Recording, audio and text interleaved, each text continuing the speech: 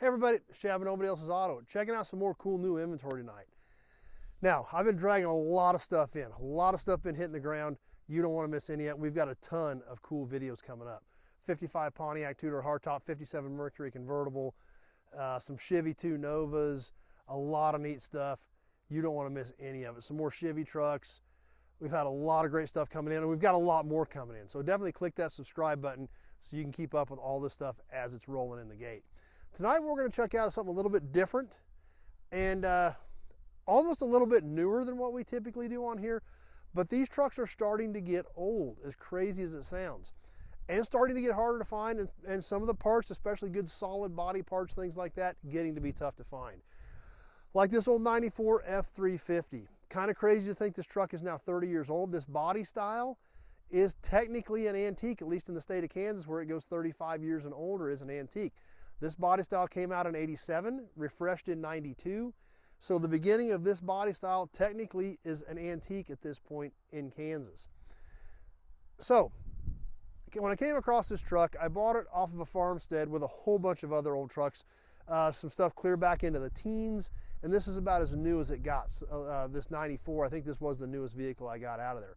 But literally an 80-year span of vehicles off this one farmstead. So I thought that was kind of cool. This truck here, I wasn't really sure what I had got until I started checking into it. And I still don't know a lot about it. I know some of you Ford guys will be able to correct me on some of this stuff because I did some basic research trying to figure this out. I saw the emblem on it. I thought, hey, maybe it was an early PowerStroke. But then I looked at the build date on it, and it was a December '93 truck, and I didn't think the PowerStrokes came out quite that early in the '94 run. I thought it was later in '94 in the PowerStroke. But it said turbo diesel right on the truck. So from what I can tell from my research, and like I said, I know you Ford truck guys are going to know this instantly, and you can be able to correct me on it. But from what I found, this is a turbo diesel that Ford had available in '93 and '94, right before the actual quote-unquote PowerStroke was released. So I know you guys will put in the comments exactly what this is because I'm still learning it. I'm a little bit familiar with these trucks. I actually had an '87 F-250 in college, so a little bit familiar with this body style trucks. Always liked them, always thought they were good looking trucks. But this is kind of just a weird little window in them from what I can find on my limited research. But like I said, pretty decent old truck, lots of good pieces here. Let's take a quick look at it. Now when I first saw this emblem where it said turbo diesel under the F-350, I thought, wow, maybe this is an early PowerStroke. However, Ford has used this emblem for a long time. I know the early PowerStrokes in 94.5 did use this turbo diesel emblem, but Ford has actually been using it for several years at that point. Just like the turbo diesel Lincoln that we've got in stock. Yes, check this thing out. Yes, Ford did use that emblem on a Lincoln, believe it or not. This Mark 7 actually has a turbo diesel engine in it. BMW power plant. Be sure to check out the full video on this turbo diesel Mark 7 by clicking the link.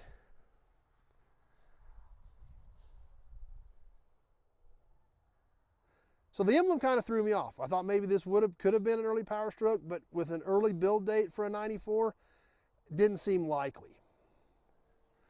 Now this old truck, like I said, fresh off the farm, 1 ton, 4-wheel drive, chassis cab pickup. Old 90s DZ step bars to get in and out of this thing. You know this thing had a big flatbed on it when it was out doing its thing. Had vent visors, another common 90s accessory. Clearance lights. By the late 90s, these pickups were getting really fancy. Started seeing a lot of short beds, a lot more diesels. But at this point, end of 1993, these trucks were still basically regarded as a workhorse. And that's what this one was set up for. It was there to do a job, and that was what it was ordered for, and that's what its sole existence was to do its job. Now this old truck fortunately did survive pretty well. We look down the side of this old truck, it's still pretty straight. It's not rusted out, it's not beat up. The DZ over here. And inside, we've got a basic XL. Crank windows, vinyl seat, rubber mat. It was a workhorse. 4-speed with overdrive, and even some extra controls right there on the shifter handle. 4-wheel drive with an actual stick, not a button or a switch. You grab the lever and engaged it. One thing we do see that we were starting to see at this point is an actual power point in the dash so that you could plug in accessories in these old trucks. Basic AM/FM radio. Just a good old work truck that was designed to do a job and do it right and do it well. While we're here, let's grab this hood release so we can take a peek under the hood when we get back around the front. Had some add-on flares to kind of keep the mud down. Heavy duty front bumper. Notice no grill guard, just a real heavy duty front bumper.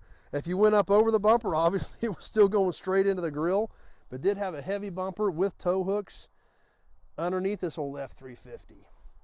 We'll take a peek in the passenger side real quick before we get under the hood.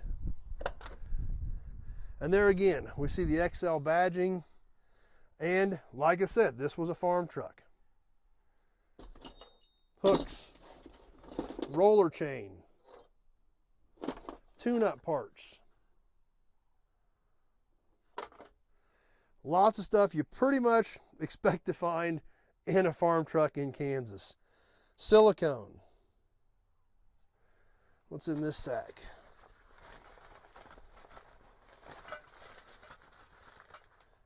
John Deere parts.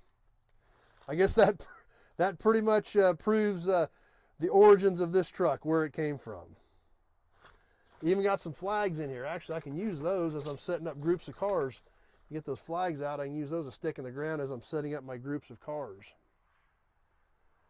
So, an old workhorse that was out to do the job, but really has survived amazingly well. It's not tore up too bad, it's not beat up too bad, it's not rusted out. Not a terrible old truck. I mean, an F-350 4-wheel drive was ordered to work, and fortunately this one survived pretty well. So let's take a peek under here.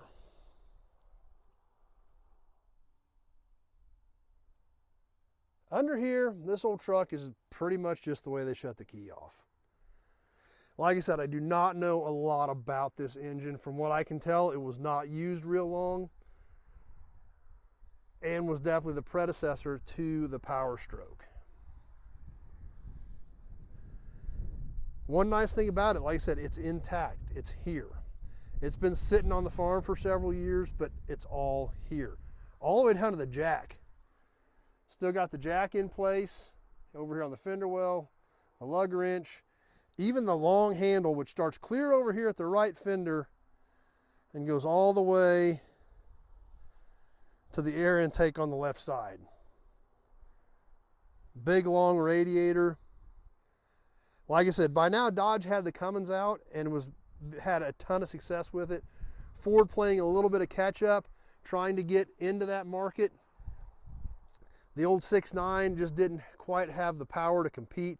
So this was, I believe, maybe the bridge to the PowerStroke, I guess is the best way to put it.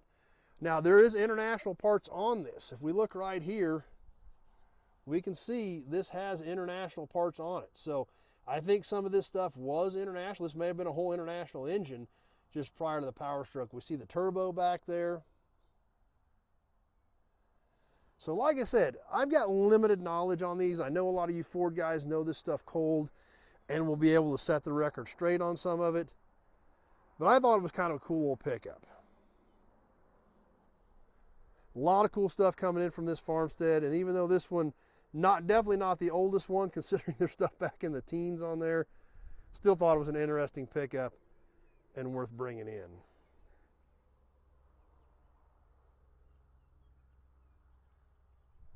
So this old F-350, definitely not the oldest thing we've got here in the yard, kind of the edge of where I like to get on age, but you know, we're talking 30 years old.